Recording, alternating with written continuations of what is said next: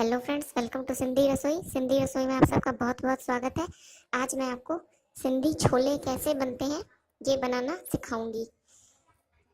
उससे पहले दोस्तों, अगर अभी तक आपने मेरे चैनल को सब्सक्राइब नहीं किया है तो प्लीज़ मेरे चैनल को सब्सक्राइब कर लें। और मैंने सिंधी रसोई का ऐप भी गूगल प्ले स्टोर पर डाल दिया है। आप ऐप डाउनलोड करके भी मेरी वीडियोस व्यू कर सकते हैं।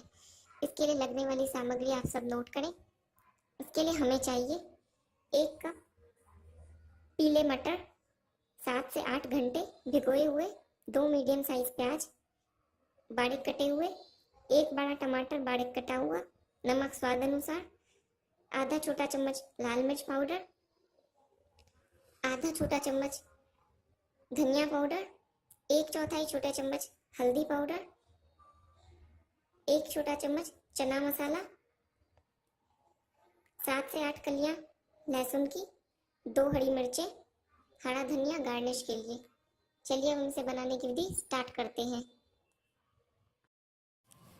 सबसे पहले आप पीले मटर को 2-3 पानी से अच्छी तरह धो लें। अब आप इसे कुकर में डालें। साथ में आप इतना पानी डालें कि आपके मटर अच्छी तरह डूबे रहें, जैसा कि आप मेरी इमेज में देख पा रहे हैं। साथ में आधा छोटा चम्मच नमक डालें और इसे 5 से 6 सीटियां आने तक पकने दें।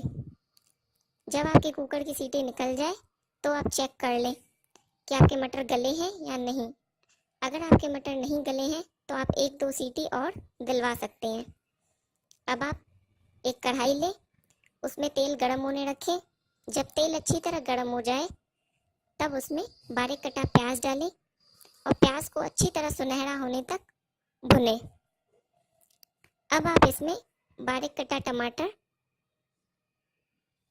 नमक स्वाद अनुसार, लाल मिर्च पाउडर, हल्दी पाउडर, धनिया पाउडर, चना मसाला, कुटी हुई लहसुन, कुटी हुई हरी मिर्च और 2-3 चम्मच पानी डालें और टमाटर को अच्छी तरह सॉफ्ट होने तक पकने दें।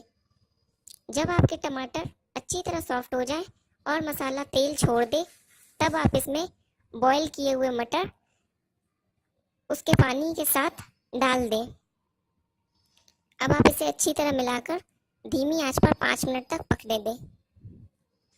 5 मिनट के बाद आप ढक्कन हटाएं और इसमें बारीक कटा हरा धनिया डालें और इसे सर्विंग बाउल में निकालकर आप गर्मा गर्म सर्व करें।